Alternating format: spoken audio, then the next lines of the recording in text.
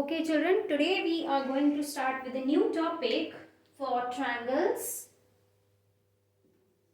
Triangles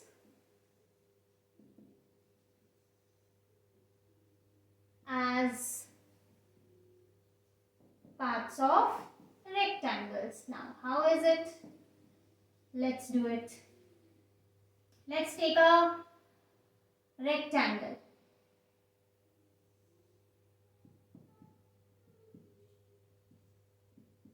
ABCD. Okay. Now, let's divide it into two parts such that we get two triangles. Okay. First one triangle BAD, second triangle BCD. Okay. These are the two triangles. Now, if you keep one triangle on top of the other, if you cut, okay, and keep one triangle on top of the other, that is superpose one triangle on other triangle, then you will see that the areas of the two triangles are equal. The two triangles are congruent. Obviously, you will have to rotate this triangle, okay, and then put, okay. So, if we write like this, area of rectangle ABCD is equal to area of triangle BAD plus area of triangle BCD. Okay. Also,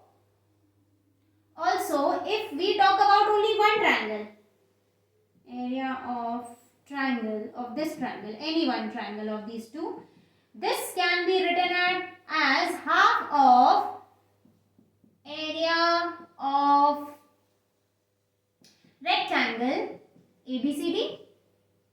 Yes, that is half of length into breadth, correct? So each triangle's area will be half of length into breadth of rectangle ABCD, correct? Similarly, if we take a square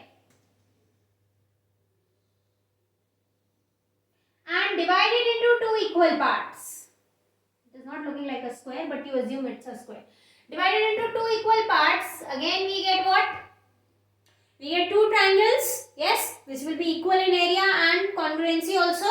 So the area of these two triangles will be equal to half of the area of this square. What is the area of square? Side into side, that is side square. That is half of side square. Correct? If we divide this square into four different triangles, can you see? 1, 2, 3, 4. Then each triangle is 1/4 part of this square. So area of each triangle will be given by 1/4 side square. Okay. Now we will also study how we will generalize the other congruent parts of given rectangles.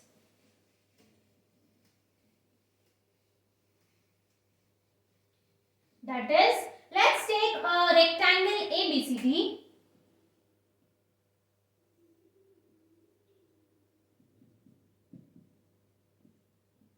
Divided into two parts, something like this. Wait.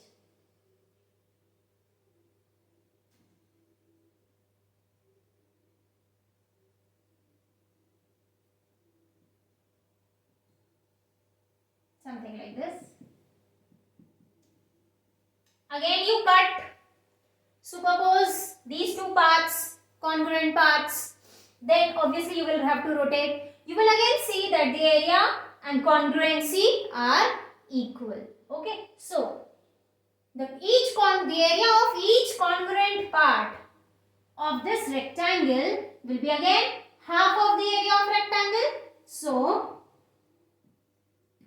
area of each congruent part will be equal to half of area of rectangle ABCD here.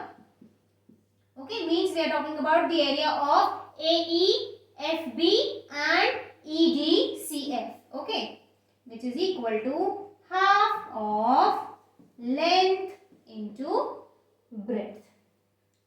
Okay, children, there are two more important areas. We are going to discuss both. Then we are going to do certain try these. Okay.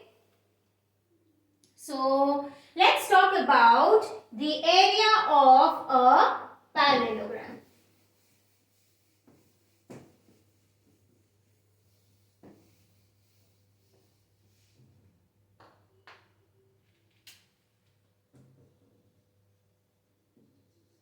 Now, let's make a parallelogram. Something like this is the parallelogram. Correct? If you want, you can make it on a square sheet also. Okay, it's a parallelogram.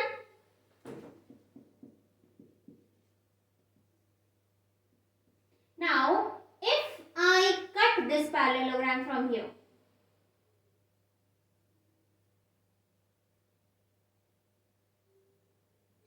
and take this part and join it here.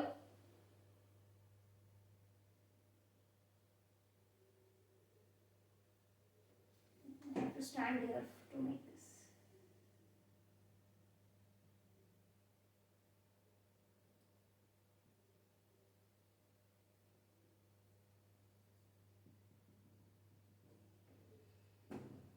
So the new figure formed will be, let's take this as B dash and this as C dash.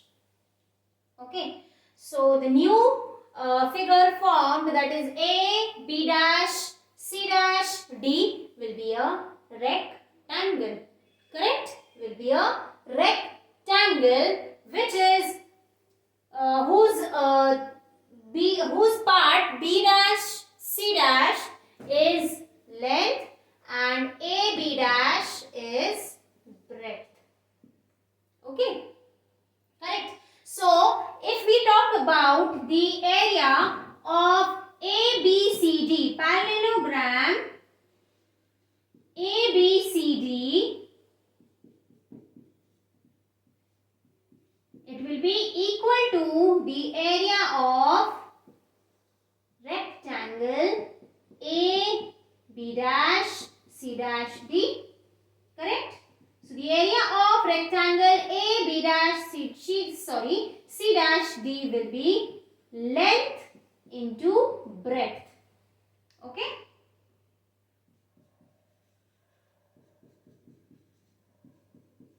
Now what is the length here? This, which is actually the base for the parallelogram. Correct? And what is this? This is actually the height of the parallelogram. So the area of parallelogram is given by base into height. Base into height. You can mark this definition. It's this formula. This is given in your book. You can mark. You can highlight it. Okay, so that you will remember. And how you can remember? Very simple. You know that it is equal to the area of the rectangle. Okay, how? We have made it as a rectangle only by cutting this part and joining it there. And that's how we know that the area of the parallelogram is base into height. Okay, don't take this part. This part is not the height. They will be always given a perpendicular distance, that is AB dash, in the questions for finding the areas of the parallelogram. Got it? So this completes the area of the parallelogram. Then going ahead, there is area of triangle. Let's do that. Then we will go back to the triangles. area of triangle.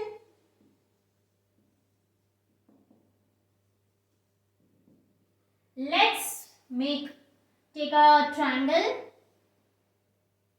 ABC.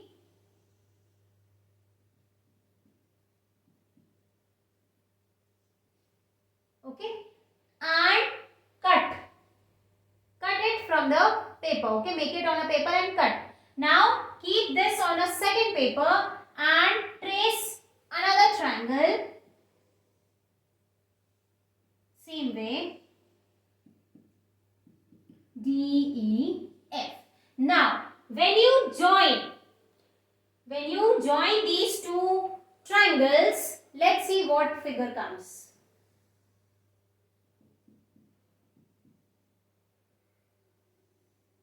This is C and